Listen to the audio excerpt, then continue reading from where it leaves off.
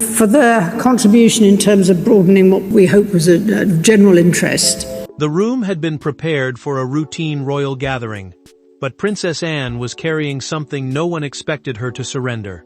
When she stepped toward Catherine and opened the small velvet case in her hand, every conversation stopped. Inside rested Anne's own coronation medal, a deeply personal symbol of service, loyalty, and royal endurance. Catherine froze. William stared. And across the room, Camilla's expression changed so sharply that even the nearest courtiers could not pretend they had missed it. Before we go deeper into what this really means for the royal family, make sure to subscribe so you don't miss a single update. Charles watched silence spread through the chamber at Windsor Castle, where senior royals had just finished discussing future ceremonial responsibilities. Those duties determine who represents the crown at national events and reveal who is trusted to carry the monarchy forward. Anne had remained quiet until the papers were closed. Then she rose with the case in her hand. Catherine placed one hand over the velvet but did not lift the medal. A coronation medal is a personal honor marking participation in a sovereign's crowning, kept for life as proof that its recipient stood at a defining moment of the reign. She understood this was not jewelry. It was memory, duty, and sacrifice made physical. She told the Princess Royal she could not accept something so personal.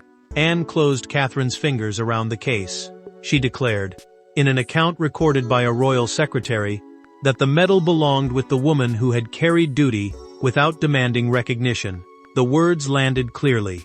William looked from his aunt to his wife, knowing gratitude could be mistaken for ambition. Yet he saw Catherine's contained emotion and moved closer without interrupting. Camilla did not move.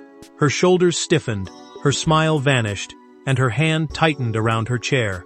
She watched the king study his sister, waiting for him to stop the exchange or soften its meaning. He did neither. The queen understood that his silence gave the moment weight. No ceremonial officer had approved the transfer. The palace office responsible for royal events had not scheduled or prepared it. Anne had acted alone, making the gift impossible to dismiss as routine protocol. Catherine finally lifted the medal before everyone gathered in stunned silence, shaken by what she held. Camilla's distress was never about medal alone. It was about the possibility that Anne had just identified the woman she believed embodied the monarchy's future. But to understand why one small medal struck Camilla like a public rejection, the loyalties and private wounds of the three women standing in that room must first be brought into the light. Anne, Catherine, and Camilla had each entered royal life by a different door, and each had paid a different price for remaining inside it. One was born into duty and hardened by decades of service. One married the future king and learned to survive beneath relentless scrutiny. The third fought for acceptance after years of controversy. Yet when Anne handed Catherine that medal, their separate histories collided, and the palace suddenly understood that this was not simply a gift between relatives. Princess Anne had never offered praise easily.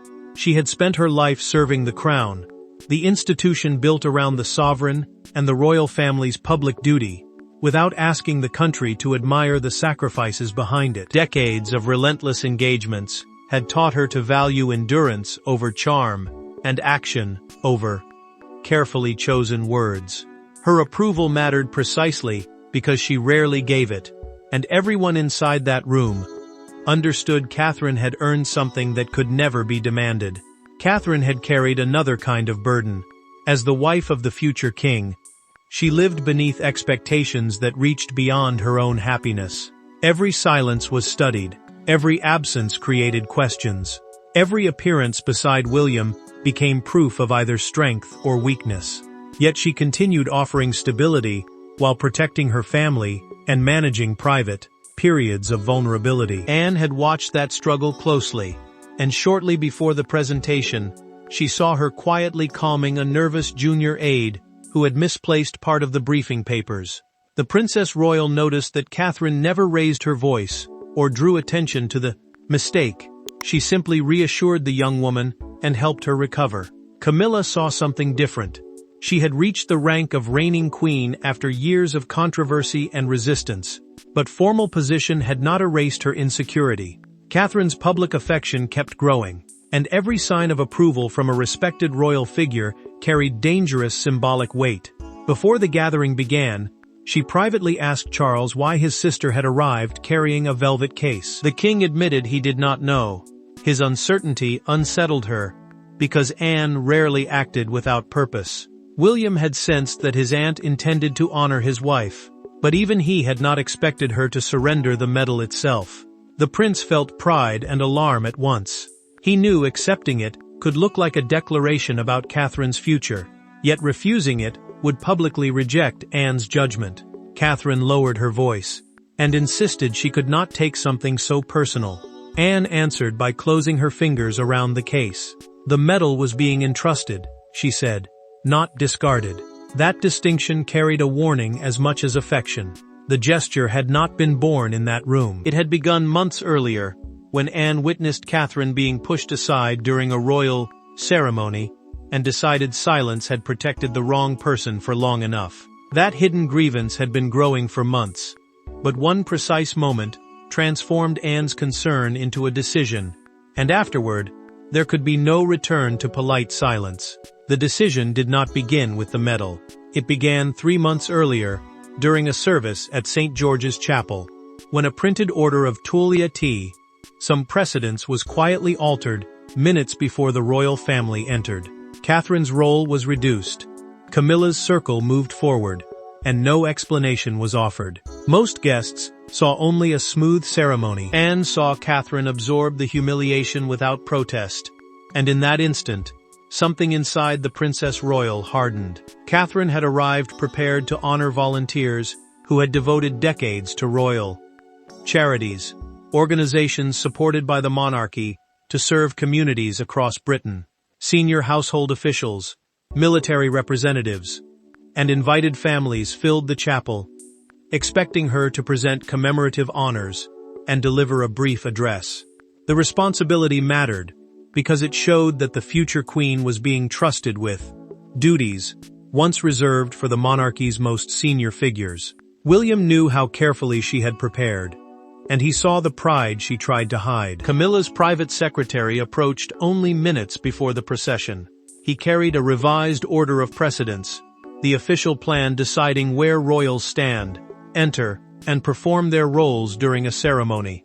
The new version placed the queen at the center of the presentation, moved her household forward, and removed Catherine's speech and medal-giving duty without consultation. Catherine read the altered program beside a corridor window. Her face changed, but she folded the paper once and told William she would not create a scene. The prince heard the disappointment beneath her calm reply. He wanted to challenge the change, yet she stopped him, knowing that conflict inside the chapel would overshadow the volunteers being honored. Anne watched everything. She saw Catherine enter with dignity, applaud warmly, and later congratulate each volunteer, despite being denied the moment she had prepared to lead. That restraint did not reassure the Princess Royal. It angered her. She understood that kindness had been treated as permission, and silence had been mistaken for weakness. Anne confronted the official after the service. She placed the revised program on a table and demanded to know who had authorized it. When he answered that the change ensured clarity of rank, she refused to accept the excuse. A documented account prepared for the royal household later traced the instruction directly to Camilla's office. Camilla described it privately as a practical adjustment, not an attempt to diminish Catherine. Anne did not believe her. Days later, she retrieved her coronation medal from her personal collection and began considering how to restore the recognition that had been taken away. Camilla eventually learned that the Princess Royal had investigated the alteration. She knew the silence surrounding the ceremony was beginning to crack, and she decided to confront her before the resentment reached the entire family. When Camilla finally closed the door and demanded an explanation, Anne was no longer willing to protect the fragile peace that had allowed the insult to remain hidden. There were no cameras, no aides, and no carefully prepared statements when Camilla entered Anne's sitting room at Windsor. She closed the door herself and remained standing, refusing the chair offered to her. Anne did not rise. Between them lay the revised chapel program, now marked with handwritten notes. Camilla asked whether the medal presentation had been designed to embarrass her. Anne looked directly at the Queen and replied that embarrassment was not the same thing as accountability. Camilla placed a receipt for the medal's empty velvet case on the table. She had already contacted the ceremonial office, the palace department responsible for organizing formal royal events and recording official exchanges, to ask whether the gift could be recognized, restricted, or reversed. The answer had offered no comfort. Because the medal belonged personally to Anne, no official could reclaim it without her consent. The Queen understood that the Princess Royal had acted beyond the control of palace machinery. Camilla accused her of turning Catherine into a weapon. She argued that the public would not see a private act of affection, but an endorsement of another, Queen, one whose popularity already threatened to overshadow the woman beside Charles. Anne's expression hardened. She said Catherine had requested nothing, planned nothing, and deserved no blame for receiving the respect that others had repeatedly withheld. Anne pushed the altered chapel program across the table. Her handwritten notes circled the exact places where Catherine's name, speech, and medal-giving duty had been removed. She demanded to know why an approved arrangement had been changed minutes before the ceremony. Camilla tried to defend the decision as necessary for rank, but the explanation collapsed beneath the silence between them. Camilla finally admitted the truth in that private conversation. She had authorized the change because the service placed Catherine too close to its emotional center. The Queen feared that during Charles's reign, the future monarch and his wife were already being treated as though the present court had become irrelevant. Her voice tightened as she confessed that every cheer for Catherine could feel like a countdown to her own disappearance. Anne did not soften. She told her that fear might explain the humiliation, but it could not excuse it. Catherine had carried the insult quietly to protect the volunteers, while Camilla had mistaken dignity for surrender. Camilla pushed her chair back so sharply that it struck the floor behind her. She declared that Anne had made family loyalty impossible. The Princess Royal remained seated and answered that loyalty without honesty was merely obedience. Camilla left with tears of anger burning in her eyes. Anne waited until the door closed before her hand began to tremble. She knew the argument would not remain between them. Charles would now have to decide whether the medal was a gift he could tolerate or a challenge to the order of his court. The confrontation ended behind a closed door, but its consequences moved immediately toward the one person whose silence could either contain the crisis or give Anne's message royal legitimacy. King Charles sat alone with the medal case open before him, turning it slightly beneath the lamplight without touching what remained inside. The medal itself was already with Catherine, but the empty impression in the velvet seemed to carry its own accusation. Camilla wanted the presentation formally dismissed as a private misunderstanding. Anne refused to withdraw a single word. Charles now faced a decision no protocol book could make for him: protect his queen's position or honor his sister's judgment. Charles carried more than one duty into that room. As sovereign, he was the head of the monarchy and the final guardian of its public unity. Yet he was also a husband, a brother, and a father watching those closest to him pull in opposite directions. The king could not simply confiscate a possession Anne had legally gifted to Catherine. He could, however, decide whether the palace recognized the transfer, and that choice would determine whether the medal remained a private object or became part of the family's lasting record. Charles opened 2 memoranda, formal written notes used by royal households to advise the monarch. The first came from Camilla's office and warned that Anne's action could weaken the Queen's authority. The second came from his private secretary, who cautioned that intervention would expose the dispute and make the gesture appear even more significant. He read both twice, then placed them side by side, as though the answer might emerge from the space between them. William entered quietly. Charles asked whether Catherine understood the burden now resting in her hands. The prince answered carefully. His wife felt honored, but she was also distressed. Refusing the medal would wound Anne and suggest that her respect had no value. Accepting it, however, could make Catherine appear to support a campaign against Camilla. The future king knew there was no painless choice, only a choice about whose pain would be acknowledged. Anne had made retreat even harder. Inside the case, she had placed a handwritten declaration, transferring the medal to Catherine, in recognition of steadfast service to crown and family. The statement transformed the gift from a passing impulse into a deliberate judgment. Camilla entered the study and asked Charles to issue a statement, declaring that the medal carried no ceremonial meaning. He did not agree. Instead, he admitted that the chapel alteration had been mishandled and that Catherine deserved an apology. He stopped short of condemning his wife, but the Queen heard what his restraint concealed. Charles finally ruled that the palace would neither reverse nor diminish Anne's gift. Catherine would keep the medal with the sovereign's full knowledge, and the transfer would enter the official family record. Camilla understood immediately. The king had chosen restraint instead of reversal, but to her, that restraint felt like abandonment, and the new reality became impossible to ignore the moment the palace record was amended. The amendment was only one line in a private royal register, yet its effect was devastating. Princess Anne's coronation medal had been formally recorded as a personal gift to Catherine. No public proclamation accompanied it. No trumpet sounded. But when Camilla read the entry, she removed her glasses, placed them carefully beside the page, and sat without speaking. What shook her was not the language itself.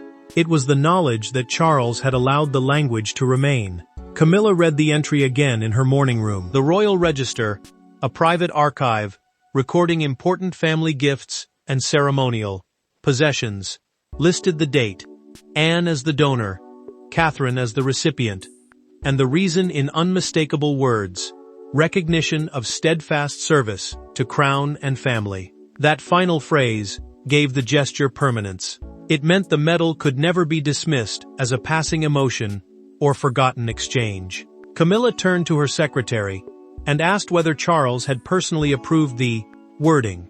The answer came carefully. His Majesty raised no objection. She looked back at the page, visibly wounded. The king had not publicly sided against her, but he had allowed Anne's judgment to enter the family record without correction. Catherine received the medal at Kensington Palace after officials completed the documentation. She held the case for several seconds before locking it inside a private drawer. Displaying it while the family remained divided felt too close to celebration, and she refused to turn Anne's respect into Camilla's public humiliation. Yet hiding it did not end the conflict. It only made the silence heavier. Anne rejected a request from palace advisors to describe the presentation as spontaneous sentiment. She insisted, through a documented written response, that such language would erase why she had made the gift. Her decision had been deliberate, and the Princess Royal would not help others soften it into meaninglessness. Camilla cancelled a private lunch with Anne. She then withdrew from a planning meeting Catherine was due to attend. Senior courtiers began rearranging joint engagements to keep the three women apart, proving that a private wound was now disrupting royal operations. At the meeting, an empty chair remained beside Catherine. Everyone noticed. No one mentioned it. William's patience began to break. He told his wife that silence was allowing others to define her acceptance as ambition. Catherine answered that a public defense would deepen Camilla's pain and make reconciliation harder. The prince understood her restraint, but he feared it was once again being mistaken for weakness. Charles later found the register page waiting on Camilla's desk. She asked whether he believed Catherine represented the monarchy's future more convincingly than she represented its present. The king hesitated, and that hesitation denied her the comfort she needed. Catherine finally understood that secretaries, schedules, and silence could not repair what fear had broken. She asked to meet Camilla alone, without titles, aids, or prepared language. Catherine had spent years surviving by choosing restraint, but now she understood that silence was no longer protecting anyone, and the next conversation would require more courage than accepting the medal ever had. Catherine arrived without an aide and carried the medal in the same velvet case Anne had placed in her hands. Camilla was already waiting beside a small table, guarded and exhausted. No one poured tea. No secretary took notes. Catherine sat opposite her, opened the case, and placed the medal between them. Then she said the words Camilla had not expected. She had not come to defend the gift, but she would not apologize for being valued. Catherine had arranged the meeting at Clarence's house through one direct message, avoiding the competing royal households that had turned every conversation into strategy. Clarence's house was Camilla's London residence, and one of the private spaces where the Queen could speak without a formal court gathering around her. That mattered, because both women had entered the room without protection. One feared she was being displaced. The other was tired of being treated as the cause of that fear. Catherine acknowledged the pain the transfer had caused. She understood why the medal looked like a judgment, and why Anne's words had cut so deeply. But rejecting it would have dishonored the sacrifice behind the gesture. The Princess Royal had surrendered something personal, and the future Queen refused to pretend that respect had no meaning simply because accepting it made others uncomfortable. Camilla's resistance weakened. In a private conversation, later recorded in a confidential household account, she confessed that Catherine's popularity often made her feel as though the country was waiting for one queen to disappear before welcoming another. Every cheer sounded like comparison. Every public embrace felt like evidence that her own acceptance remained temporary. Catherine closed the velvet case.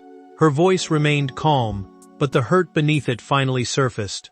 She told Camilla that she had never wanted to erase her, humiliate her, or claim a place before its time. Yet she would no longer make herself smaller to preserve someone else's comfort. She had spent too many years absorbing tension that she had not created. Camilla lowered her eyes and offered her first direct apology for removing Catherine from the St. George's Chapel ceremony. She admitted that the decision had come from fear, not protocol, and that fear had made her cruel. The confession did not erase the insult, but it finally named it honestly. Catherine refused to return the medal. She promised, however, that she would never display it as a weapon, a trophy, or proof of victory. Camilla touched the closed case, then left it on Catherine's side of the table. The gesture was small, but its meaning was final. The transfer would stand. Camilla then agreed to attend the next family engagement beside Catherine and Anne. Withdrawal had nearly become permanent division, and she chose to stop it before the fracture hardened. Their reconciliation was fragile but real, and when the story reached the outside world, one shared appearance would determine whether Britain saw a royal war or a family choosing not to be destroyed by one. By sunrise, the medal was no longer a palace secret. One newspaper placed Anne's hand closing Catherine's, fingers around the velvet case, across its entire front page beneath the words, "A symbol passes forward." Broadcasters called it a royal endorsement. Commentators declared Camilla humiliated. Yet the image that ultimately defined the day did not come from the presentation. It came hours later, when three women stepped together onto the forecourt of Buckingham Palace.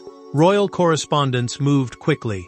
The gift, the chapel dispute, and the confrontation between Anne and Camilla became one national story about service, succession, and female authority. Succession is the order deciding who inherits the throne, but the debate had moved beyond legal rank. It now centered on emotional legitimacy. Which woman represented the monarchy people trusted, and which one seemed threatened by that trust? Outside Buckingham Palace, crowds gathered beneath umbrellas, while copies of the morning newspaper passed from hand to hand. The full-page image showed Anne transferring the velvet case to Catherine, freezing one private gesture into a public declaration. Some called it recognition of years of quiet devotion. Others saw a direct attack on Camilla's position as queen. One broadcaster sharpened the conflict with a single sentence, describing the gift as the moment the monarchy, as most respected working royal, chose its future queen. The words spread immediately. They made Anne appear decisive, Catherine victorious, and Camilla already pushed into the past. William read the coverage over breakfast and warned Catherine that every expression during the afternoon engagement would be judged. A smile could look triumphant. Distance could look hostile. The prince knew she was entering a room where even silence would be interpreted. Catherine listened, then confirmed that the medal would remain inside the palace. She would not wear it as a trophy, or allow Anne's trust to become a weapon.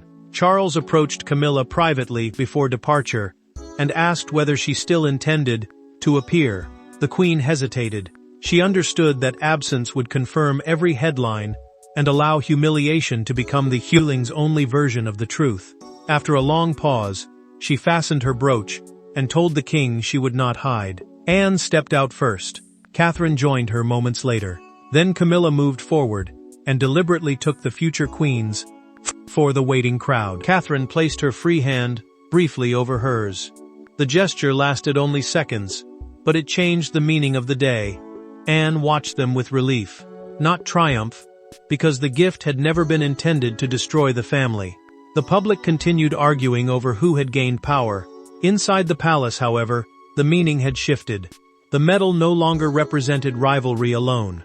It represented responsibility, honesty, and the painful choice to stand together after fear had nearly driven them apart.